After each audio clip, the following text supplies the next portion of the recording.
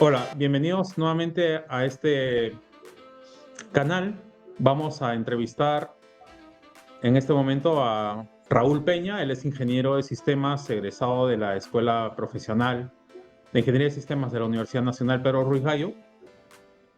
Hola Raúl, ¿cómo estás? ¿Cómo estás, Oscar? Qué gusto conversar contigo después de tanto tiempo y gracias por la oportunidad sensacional de conversar contigo por un lado y por el otro compartir lo que se pueda compartir, la experiencia que tiene uno para colaborar con los chicos que ahora están comenzando su carrera en el ámbito de sistemas y ¿cómo se llama?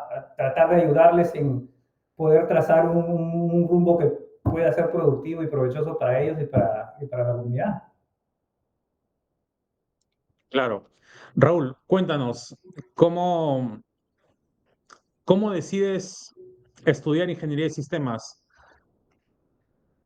Bueno, para poner en contexto, te puedo comentar un poco de la trayectoria profesional.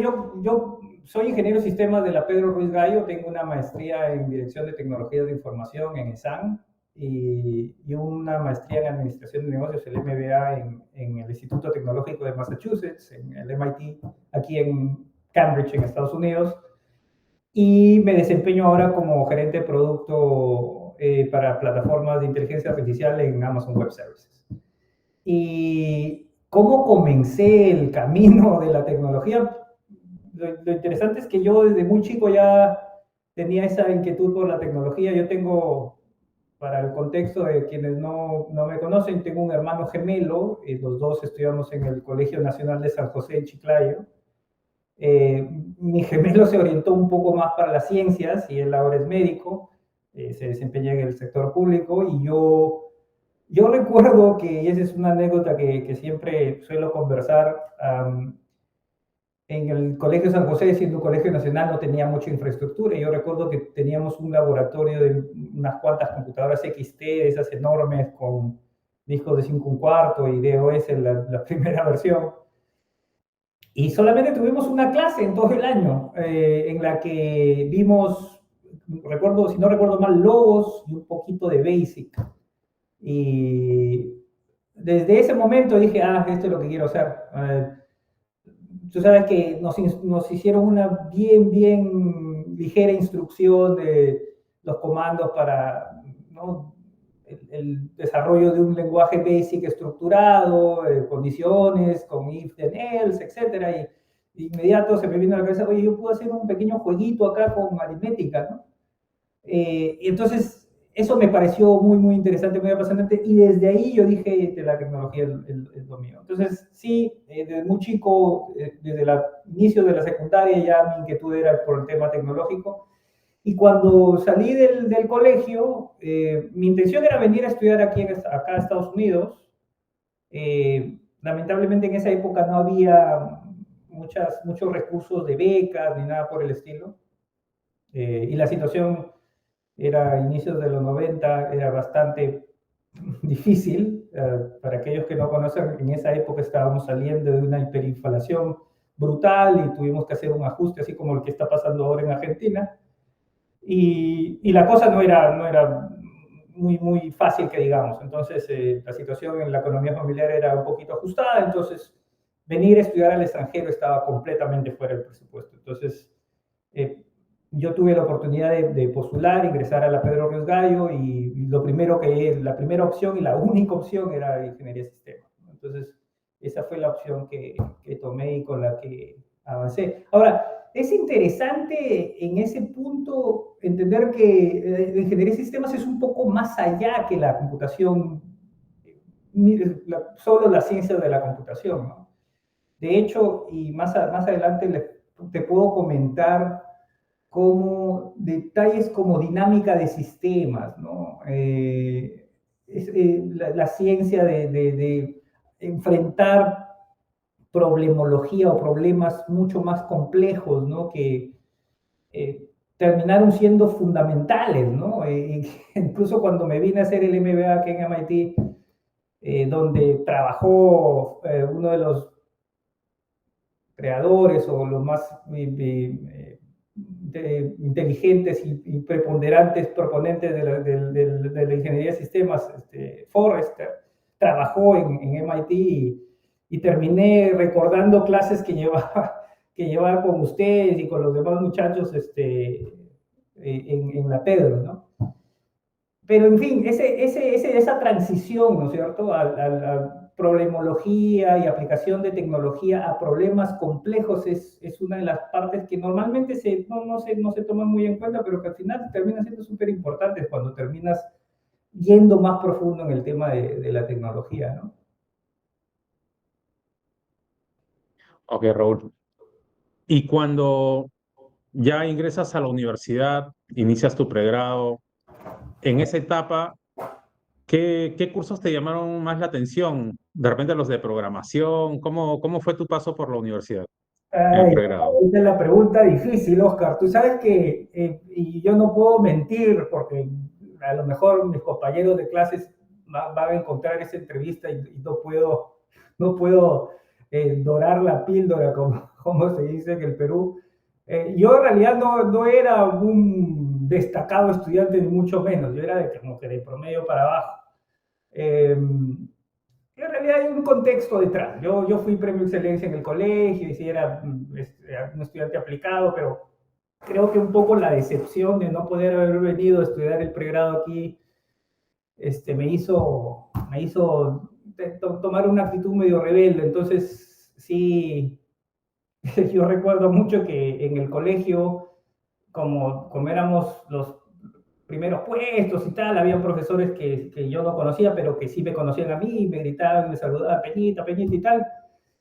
Y yo recuerdo que caí en cuenta que ya había completamente abandonado el tema de la aplicación en estudio cuando entré a una de mis clases de ingeniería de sistemas, si no me equivoco, y el ingeniero que era profesor me mira y me dice, ¿tú quién eres? Porque no me tenía, o sea, había llegado muy poco, ¿no? Yo creo que la mayoría de mi tiempo en los primeros ciclos era eh, el fulbito, el billar y las fiestas, pero ¿por qué estoy contando esto, Oscar? Porque yo creo que es algo muy importante que los chicos entiendan que más allá de la dedicación, y que eso es súper importante, yo creo que es bien importante también que entiendan o que busquen algo que los motive, ¿no? Que les llame la atención y algo que encuentren, ¿no es cierto?, satisfacción en hacer, ¿no? Eh, yo, por ejemplo, no, en mis ausencias a clases, sí daba mucho tiempo para leer, por ejemplo. Yo leía mucho de Tannenbaum, sistemas operativos y tal, entonces sí estaba al corriente de las cosas que sí me interesaban, ¿no?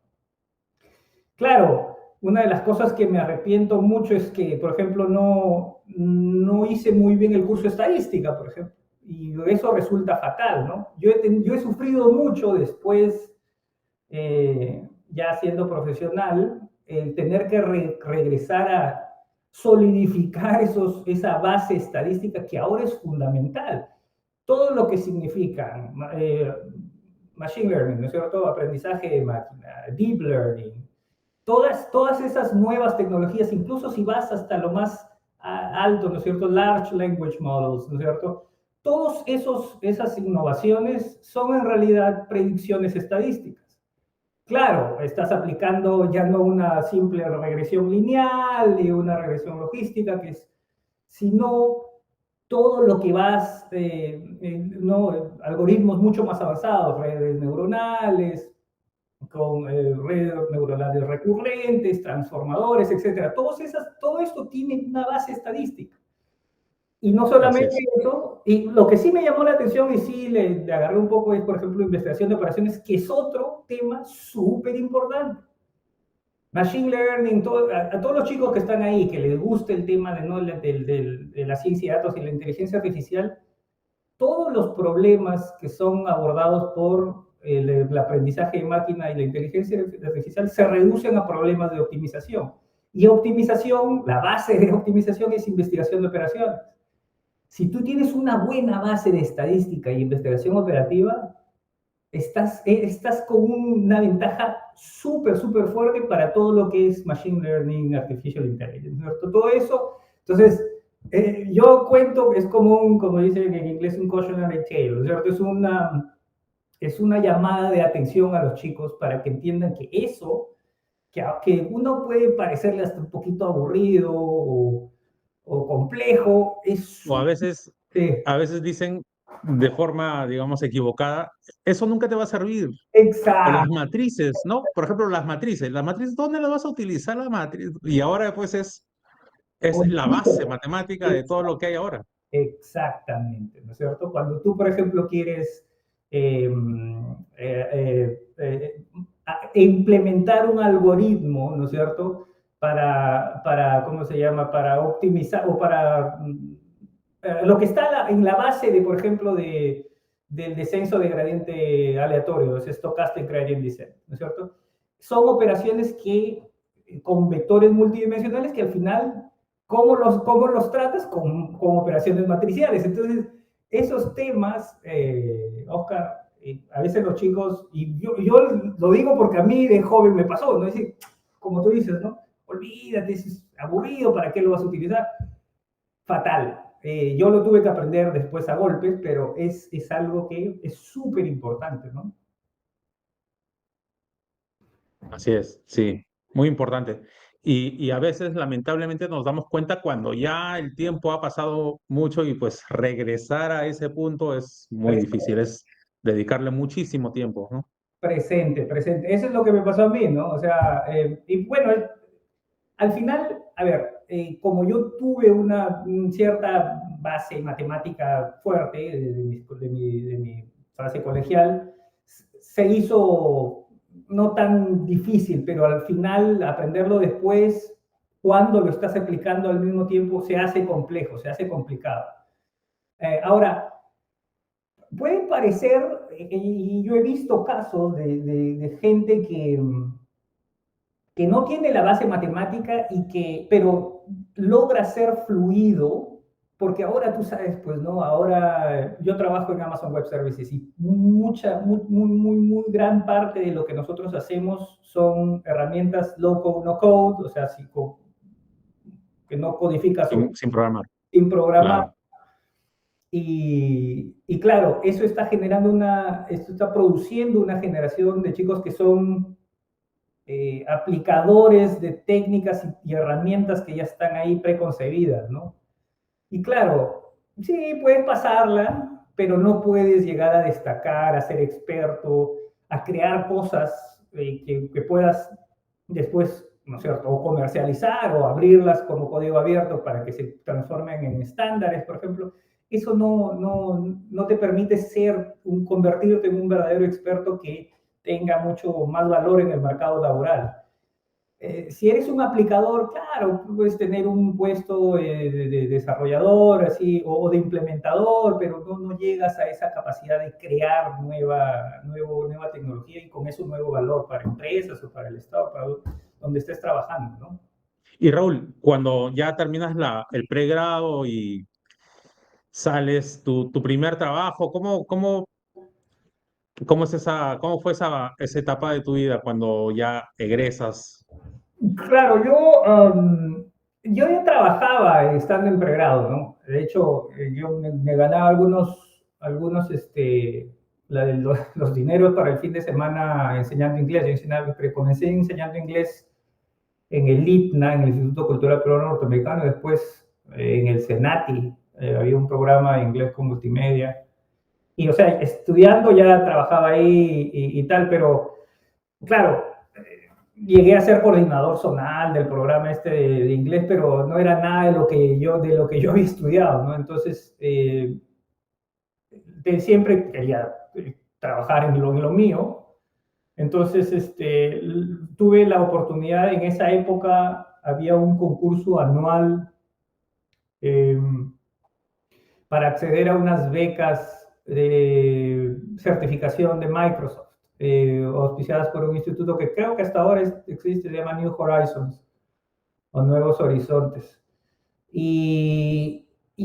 Postulé a la beca, gané, habían dos tracks, había uno de Microsoft Certified Solution Developer, si no me equivoco, o sea, que era para programadores en Visual Studios, no creo que no existía en esa época, pero bueno, era de desarrollo.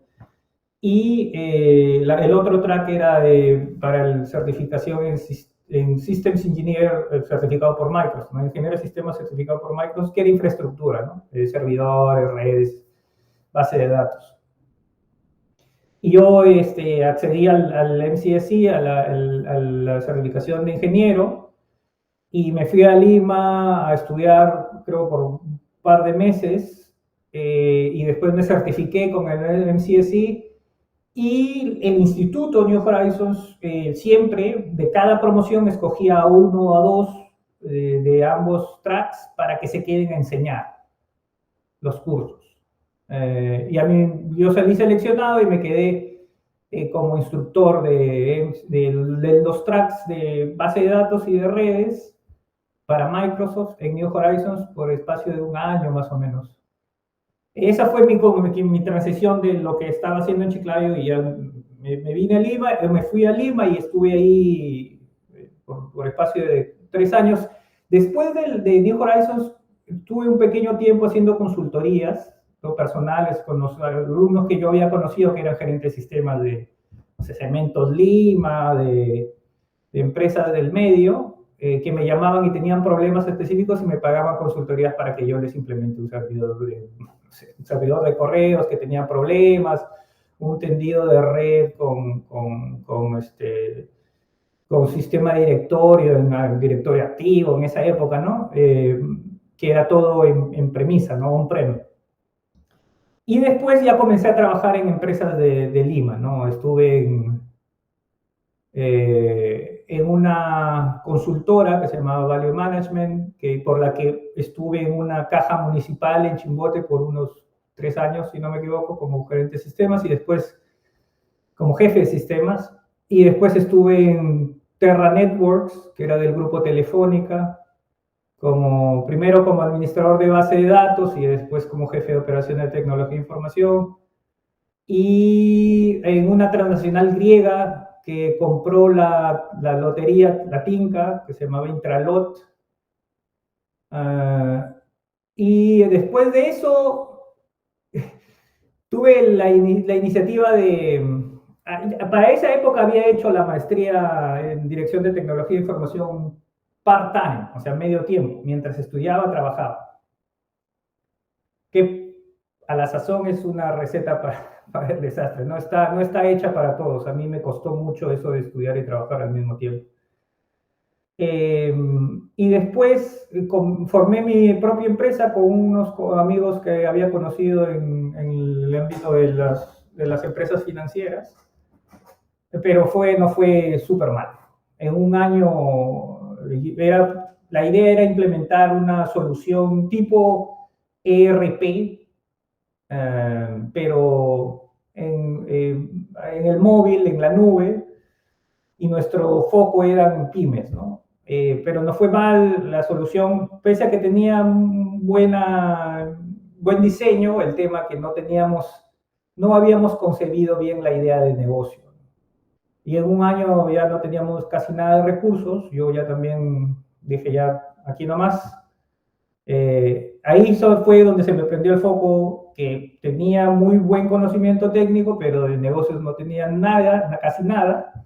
Entonces ahí fue cuando dije voy a hacer un MBA porque quiero capacitarme en el tema de negocios. Y después terminé en el ámbito público un tiempo. Fui director de tecnología e información en el Ministerio de Vivienda y después trabajé con Jorge Muñoz en la Municipalidad de Miraflores antes de ir a venirme acá a estudiar el MBA. Pero eso ya es otra historia. Creo que esa fue la transición desde que me gradué y comencé a trabajar. Y creo que ahí la moraleja, y si trato de extraer algo de mi experiencia para transmitirle a los chicos, es, yo creo que hay que tener 2 cosas ahí bien claras. Uno, tratar de hacer un ejercicio de introspección y saber cuáles son tus fortalezas, qué es lo que tú sientes que eres capaz de hacer, ¿no es cierto? Y después, comenzar con la visión, ¿dónde quieres estar? ¿No es cierto? Puedes pensar, ¿no es cierto?, quiero hacer una empresa en Chiclayo, 2 servicios tecnológicos no sé, a comerciantes, etcétera. O de repente quieres trabajar en una empresa grande, un banco en Lima, ¿no es cierto? Cualquiera que sea esa visión, lo primero que hacer es un análisis de qué es lo que necesitas para estar ahí, ¿no es cierto? Y después que haces ese análisis, es lo para lo menos que yo, lo que hice yo, qué es lo que tengo y qué es lo que me falta, ¿no es cierto? ¿Cuál es mi toolset? ¿Cuál es mi set de herramientas con las que cuento en este momento que permiten que yo llegue a ese estado final o visión que es la que me he planteado? Y después, ¿qué es lo que me falta? Y con lo que uno le falta, tiene que aplicar un esquema súper pragmático, súper práctico, ¿no? Capacitarte, ¿no es cierto? O jamás mentir o hacerte loco y después lo hago. La cosa es plantearte exactamente qué es lo que tienes que hacer. Lo bueno es que ahora tienes un montón de herramientas en la red, ¿no? Para que puedas capacitarte y llenar esos vacíos. Muy bien. Interesante y muy eh, fructífera y productiva toda la información que nos estás dando, Raúl. Eh, ¿cómo decides luego ya eh, ir a los Estados Unidos a capacitarte, a trabajar? De repente investigas un poco el tema de los costos, dónde vivir, cómo de repente trabajar y estudiar, qué información Ya, tomas para ese caso. tú sabes que hay varios enfoques. Yo, eh, mira, todo depende de cuán tolerante al riesgo seas tú. Si hay gente que yo conozco, gente que después me ha llamado para que les dé mentoría o consejos sobre cómo postular y venir acá a Estados Unidos. Hay gente que lo hace muy estructuradamente, ¿no? Dice, ok, este es lo que voy a tener que gastar, esto es lo que voy a tener que ahorrar, esto es lo que tengo que financiar. Yo en ese sentido voy un poquito más avesado, si se quiere. Yo dije,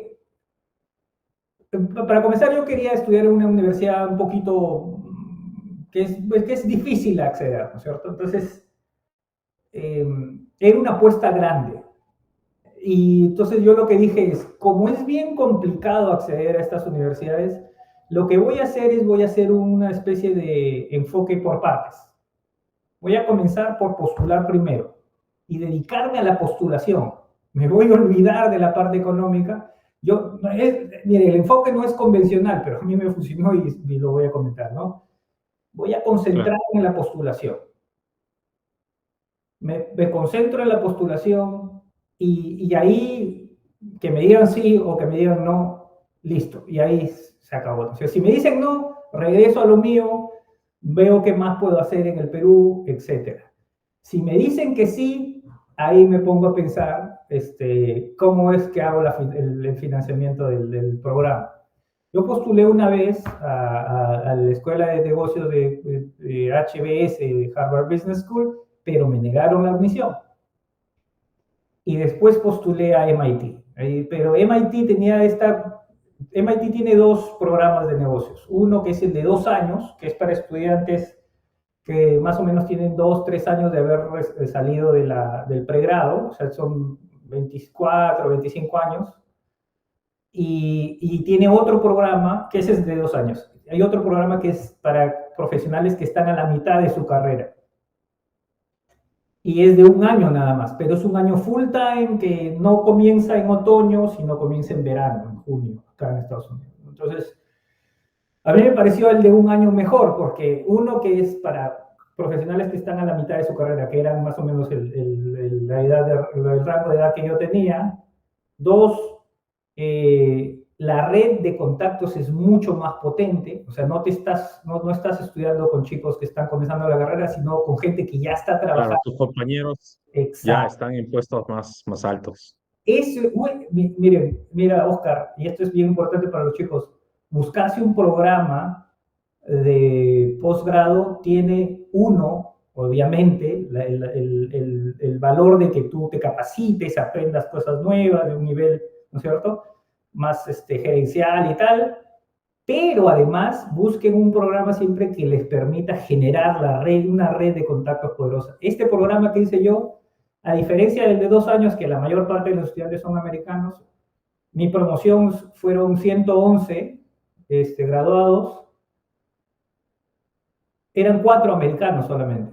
El resto era de todo el mundo. La población más grande eran japoneses, después brasileños y de todo el mundo. Habían chicas de Malasia, de Indonesia,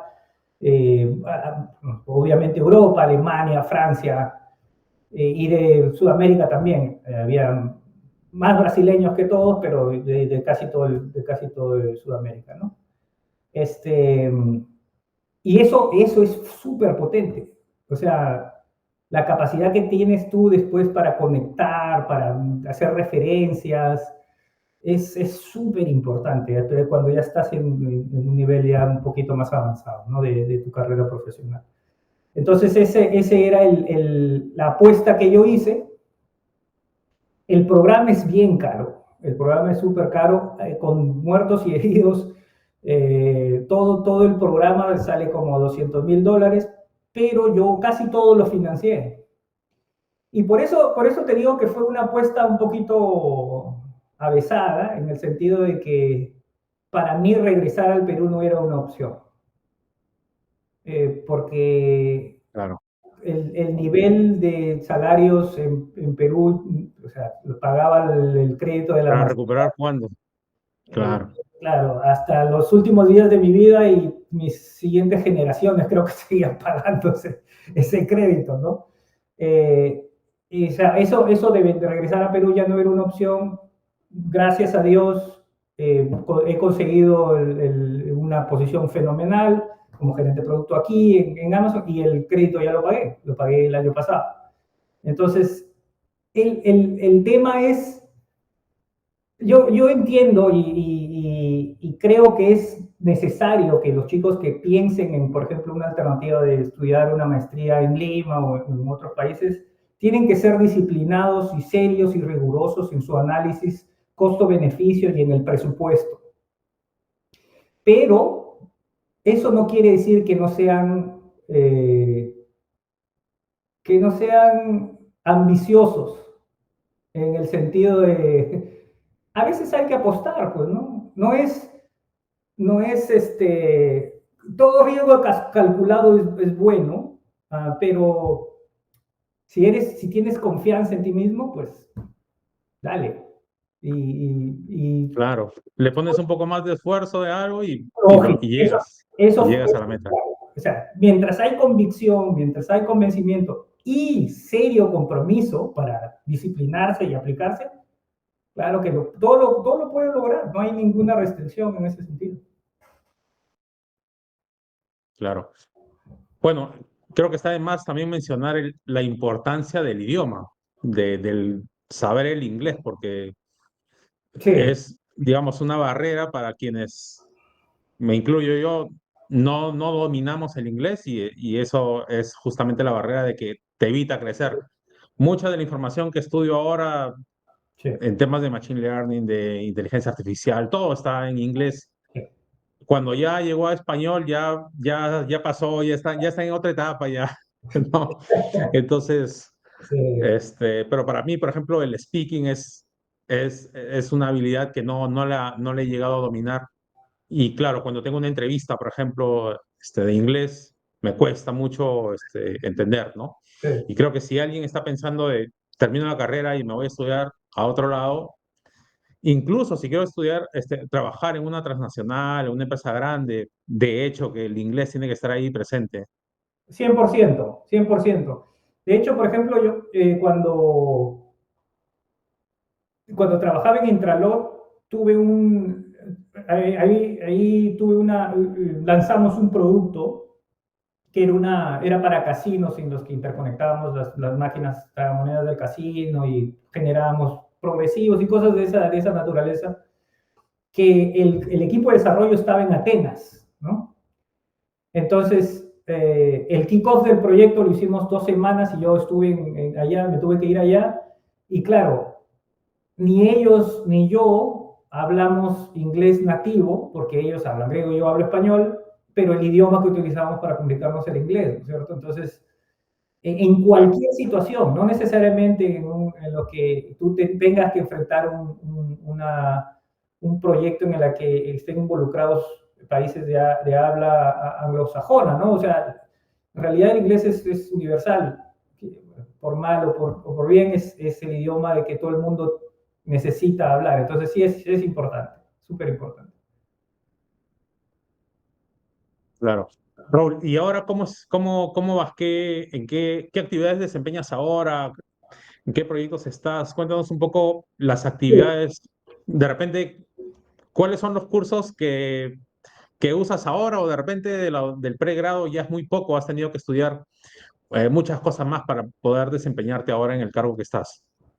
Claro, como te comentaba, yo soy gerente de producto de Amazon Web Services, que es el negocio de la nube de Amazon, ¿no? Y el equipo es de plataforma de inteligencia artificial. Nosotros construimos toda la suite de herramientas en la nube para quienes van a construir soluciones basadas en inteligencia artificial, ¿no? El servicio que yo tengo a cargo se llama SageMaker Studio, que es la suite de desarrollo en la nube para quienes hacen la construcción de lado a lado, ¿no? End-to-end de una solución de aprendizaje máquina, ¿no? Y la parte en la que estoy enfocando mi desarrollo se llama, no son herramientas de desarrollo integradas, no son IDEs, ¿cierto? Los chicos quienes están dando sus pininos en desarrollo, por ejemplo, estarán familiarizados con los IDEs tradicionales, ¿no es cierto? Visual Studio Code o Visual Studio o PyCharm de la empresa JetBrains. Y quienes hacen ciencia y datos también estarán familiarizados con Jupyter Notebooks, ¿no es cierto? Con las herramientas para desarrollo, que no son IDs preferentemente, vinieron desde la vertiente de ciencia y datos porque te permiten hacer análisis en un mismo cuaderno, agregar visualización de datos, y tú ves, es genial para los científicos de datos cuando quieren compartir análisis, ¿no es cierto? Entonces, Claro. lo que yo hago es construyo una suite dentro de la nube para que quienes van a desarrollar, ¿no es cierto? Por ejemplo, aquí alguien que está trabajando en una empresa de reserva de vuelos, por ejemplo, ¿no? Si esa persona quiere desarrollar una solución para que cada vez que tú te conectes a la suite o al aplicativo, te sugiera, ¿no es cierto?, destinos de acuerdo a una serie de parámetros que ha recogido de tu perfil, ¿no? Las veces que te conectas, cuántas veces has viajado, a dónde has viajado, tus datos demográficos, tus conexiones de la red, etcétera. Toda esa información, ¿no es cierto?, se recoge, la recogerías tú como desarrollador de una solución, la metes, ¿no es cierto?, a un procesador de datos para que te genere una data lista para ser consumida por un modelo de predicción que te permita generar, ¿no?, recomendaciones, ¿no es cierto?, de destinos. Toda esa, para que tú puedas construir toda esa ¿cómo se llama?, solución, que al final lo que se ve en el app es todas esas recomendaciones de destinos. Lo que hacemos nosotros es construir las herramientas que tú vas a utilizar para desarrollar esos modelos, ¿no? Entonces, es una serie de, ¿no es cierto?, para el end-to-end, ¿no es cierto?, visualizadores de datos en los cuadernos Jupyter, cómo puedes consumir, ¿no es cierto?, flujos de datos, streams o pipeline, ¿no es cierto?, ¿cómo se llamaría eso? O inputs de datos, ¿no es cierto?, que se consuman, sean procesados, cómo entrenas el modelo, cómo rastreas los experimentos de esos modelos que has entrenado, cómo generas, eso se llama model lineage, ¿no es cierto? Es como decir tu linaje del modelo. Lo que pasa es que tú bien sabes, yo he visto que tienes un montón de desarrollo ahí, que puedes modificar hiperparámetros de tu modelo para poder afinar la Claro. predicción, ¿no es cierto? Entonces, Entonces, todo el proceso ahí, desde el inicio hasta el final. todo final, exacto. Incluso la operación, ¿no es cierto? Que ahora que se llama, los chicos que desarrollaron antes, o los antiguos como yo, aprendimos de DevOps, ¿no es cierto? Que era Ajá. la operación para desarrollo clásico. Machine Learning tiene también su operación que se llama MLOps. MLOps es, por ejemplo, MLflow es una herramienta que ahora está súper en boga para justamente hacer el tracking de el linaje de modelos, etcétera, ¿no? Y después haces el feedback loop, ¿no es cierto? La retroalimentación. Una vez que ya está tu modelo listo, lo pones en lo que se llama un endpoint, ¿no es cierto? O sea, un punto en la red donde tú puedes lanzar datos y te responde con la predicción, y lo monitoreas para ver que no haya lo que denominamos data drift o concept drift, que es cuando tu modelo, la data, ¿no es cierto?, que mandas a la inferencia comienza a cambiar de distribución estadística, ¿no es cierto? Y tú tienes Ujú. que controlarlo para que tu predicción no pierda precisión o no pierda, ¿cómo se llama?, efectividad. Entonces, todo ese mundo, ¿no es cierto?, de herramientas nosotros lo concebimos. El año pasado, por ejemplo, nosotros tenemos un evento anual que se llama re:Invent en noviembre, que se da en Las Vegas. Lancé un producto nuevo nosotros teníamos solamente Jupyter y hemos colocado un nuevo IDE que se llama Code Editor, que es en realidad VS Code, el de Microsoft, pero open source. Allá. Y lo lanzamos y el CTO, que se llama Werner Vogels, que es uno de los mandamases de Amazon, me contactó porque él quería, ellos tienen unos keynotes, ¿no es cierto? Esos discursos que hacen donde presentan, ¿no es cierto? Lo hacen en el contexto de historias, es Sí, sí, fenomenal esa cosa. Entonces, uno de los lanzamientos que él quería incluir en su narrativa era el que yo había trabajado en el año. Entonces, eso vino no, con, excelente. eso vino con cosas buenas y cosas malas. Lo bueno era que, imagínate esa exposición, ¿no? Fue fenomenal que Claro. ver en el escenario, que él me mostrara, ¿no es cierto?, el feature que yo había trabajado, pero también vino con un montón de chamba adicional, ¿no? O sea, la cantidad de logística y seguridad que se pone detrás de esas 2 horas en las que ellos hablan, no es un estrés fenomenal. Por eso, sí, fue una... Entonces, al final eso es lo que estoy haciendo, ¿no? Ahora este año estoy preparando con el equipo un par de lanzamientos que están súper interesantes. No lo puedo decir obviamente porque son secretos hasta que los lancemos, pero en su momento cuando llegue ahí, feliz de seguir comentándoles cómo van en esas cosas. Claro, Raúl. Y también, hablando ya de habilidades blandas, una de las cosas que también veo es el tema de creatividad, la parte de innovación, ¿no? Porque justamente estás trabajando en un área en la que necesitas sí o sí tener Claro, habilidades de ese tipo. sí, es súper importante. Tú sabes que cuando uno viene del ámbito de la ingeniería, um, algunos, yo al comienzo, no, debo confesar, tienen la percepción equivocada de que tú haces un trabajo muy estructurado, ¿no es cierto? Que es desarrollarse, te llegan los requerimientos, qué es lo que tienes que hacer, y tú entonces te pones a trabajar. Entonces no hay espacio y en realidad eso no es el caso, es todo lo contrario, ¿no es cierto? Cuando estás en el negocio de crear soluciones ¿no? Para enfrentar o solucionar problemas que tienen los clientes, que pueden ser clientes internos de tu empresa, en la empresa en que trabajas, o clientes externos, como en mi caso, que son transnacionales enormes, ¿no? Nuestros clientes son Netflix, Meta, Capital One, los bancos, Bank of America, etcétera, ¿no? Entonces, esos clientes tienen problemas el ejercicio de tratar de visualizar, ¿no es cierto?, crear soluciones que, ¿no es cierto?, den en la causa raíz de esos problemas y generalmente, generen valor para esos clientes, es un ejercicio de creatividad e innovación pura. Y claro, aquí en Estados Unidos y también en el Perú, ¿no es cierto? La transición que yo hice es de ingeniería pura al tema de producto, ¿no? Yo soy gerente de producto. Entonces, eh, ese paso a la concepción de productos de principio a fin es la que también exige un montón de creatividad, de innovación, y de pensar fuera de la caja, ¿no? Claro.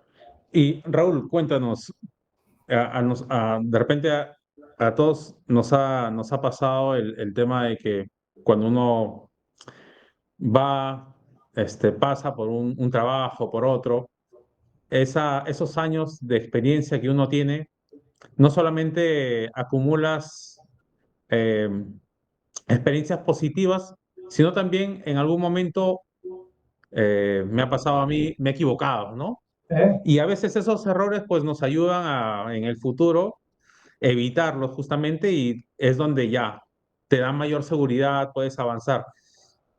¿Tienes algún recuerdo, alguna experiencia en la que cometiste un error y eso luego te ha servido de mucho para crecer como profesional? 50.000. Tú sabes que más, más se aprende de los errores que de los éxitos, definitivamente, ¿no? A ver, uno de los casos que viene a la cabeza, obviamente, es mi aventura en el emprendedorismo, ¿no? Para comenzar, es uno de los factores, en realidad, y tengo varios en el ámbito corporativo. Ahora, no quisiera ser específico en algunos casos del caso compartido porque de repente el video llega a los oídos de algunos de los Claro, claro. implicados y no sea muy conveniente, pero en el tema del emprendedorismo, por ejemplo, sí. El hecho de... Ahí fue una falsa percepción de que tenía lo que se necesitaba para poder generar una propuesta de valor que fuese exitosa, ¿no? En ese caso, por ejemplo, yo tuve la falsa concepción de que, porque la solución que habíamos desarrollado, a mi juicio, ¿no es cierto?, era sensacional porque generaba eficiencias fenomenales para quienes los usaran, para que ellos se dedicaran a hacer lo suyo, a producir, a crear, ¿no es cierto?, a crear, en lugar de ocuparse de quemar tiempo en el back office, que era contabilidad y tal cosa. eh, para mí era un valor innegable, ¿no? Pero cuando lo llevamos a la cancha, nos dimos cuenta que la percepción de valor era completamente equivocada, ¿no? Es más, habían problemas coyunturales también, ¿no?, que no habíamos considerado. Por ejemplo, el hecho de que hay un gran porcentaje de empresas en el Perú, en el sector PYME, que trabaja en un ámbito semi, ¿cómo podríamos decirlo? Ah, Semi informal, ¿no? ya informal. Entonces, no hay mucha claridad. El hecho de automatizar los procesos, ¿no es cierto?, de contabilidad, ¿no es cierto?, de ventas y tal, eh, implicaba, ¿no es cierto?, un nivel de transparencia que no necesariamente era bien visto por los que se supone iban a adoptar la solución. Entonces, hubieron un montón de cosas que después admití eran fallas mías porque no había concebido, no me había puesto en los zapatos de quien se supone iba a ser mi cliente, ¿no? Y eso ahora me sirve un montón. De hecho, fue casi una confirmación cuando yo llego a trabajar acá en Amazon. Amazon tiene una serie se llaman principios de liderazgos o leadership principles, ¿no?, que son como que nuestros principios rectores, ¿no? Y uno de ellos, que se llama obsesión con el cliente, es trabajar de la necesidad del cliente y construir hacia atrás. O sea, no partes de una idea, y eso es lo que me pasó a mí, ¿no?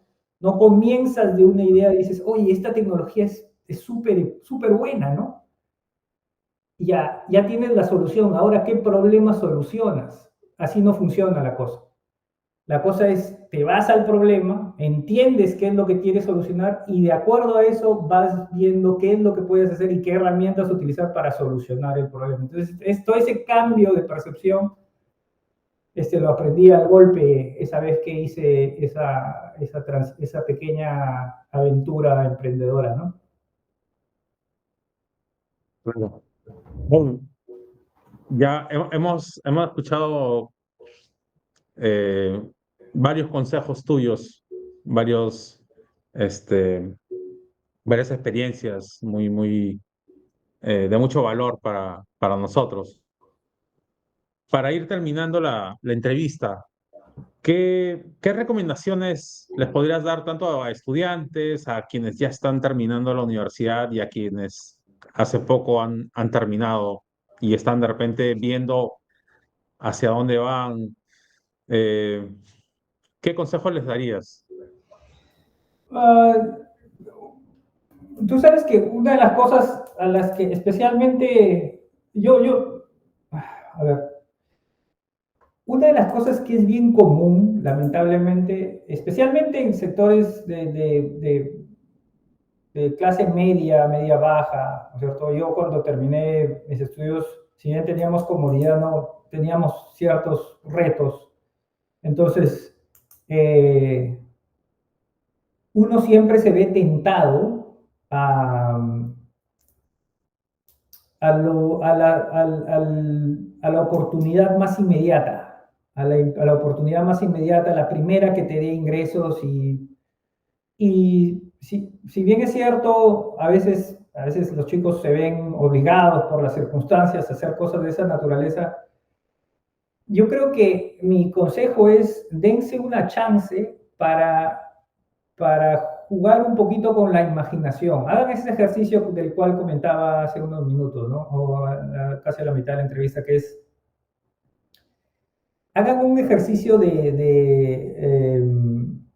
un ejercicio de pensamiento. Digan, ok, si independientemente de la coyuntura, ¿qué es lo que cuál sería el ideal en el que yo como profesional podría sentirme espectacularmente satisfecho? ¿Cuál es mi ideal?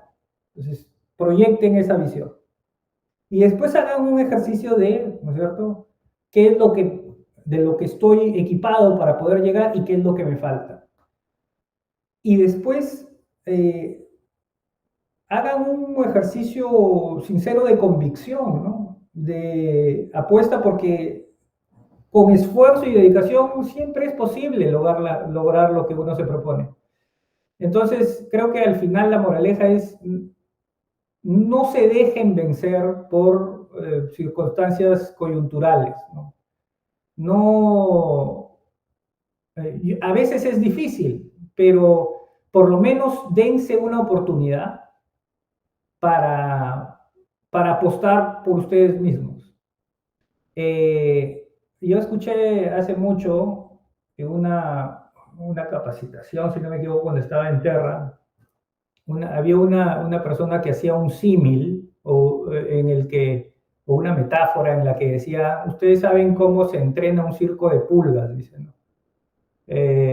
Coloca un Pirex, ¿no es cierto?, las pulgas y después le pone una película, un minifan transparente y las pulgas saltan y se chocan contra la película transparente y chocan tantas veces que después retiras la película y no van a saltar más de esa distancia, a pesar de que no hay nada ahí.